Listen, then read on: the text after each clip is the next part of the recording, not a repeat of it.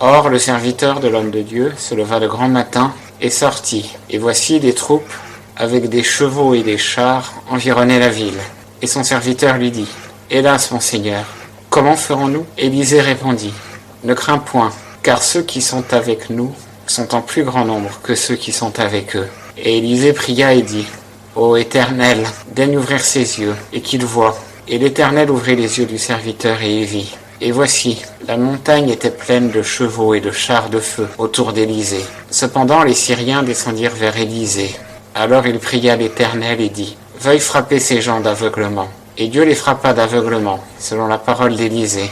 Et Élisée leur dit, « Ce n'est pas ici le chemin et ce n'est pas ici la ville. Suivez-moi, et je vous mènerai vers l'homme que vous cherchez. » Et il les mena à Samarie. Et quand il fut rentré dans Samarie, Élisée dit, « Ô Éternel, ouvre leurs yeux et qu'ils voient. » Et l'Éternel ouvrit leurs yeux, et ils virent. Et voici, ils étaient au milieu de Samarie. Et dès que le roi d'Israël les vit, il dit à Élisée, « Mon père, frapperai-je ? Frapperai-je » Et Élisée répondit, « Tu ne frapperas point. Ceux que tu fais prisonniers, les frappes-tu de ton épée et de ton arc ? Mets du pain et de l'eau devant eux, qu'ils mangent et boivent, et s'en aillent vers leur Seigneur. » Et le roi leur fit grande chair. Ils mangèrent et burent. Puis il les renvoya, et ils s'en allèrent vers leur Seigneur. Depuis ce temps-là, les troupes des Syriens ne revinrent plus au pays d'Israël.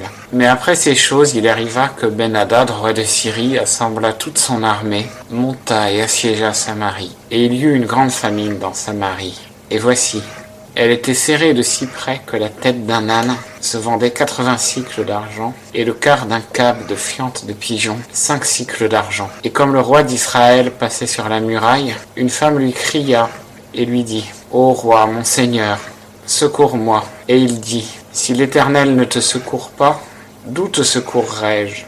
Serait-ce de l'air ou du pressoir ?» Puis le roi lui dit, « Qu'as-tu » Et elle dit, « Cette femme-là m'a dit, donne ton fils, et mangeons-le aujourd'hui, et demain nous mangerons le mien. Ainsi nous avons fait cuire mon fils, et nous l'avons mangé. Et le jour suivant je lui ai dit, donne ton fils, et mangeons-le.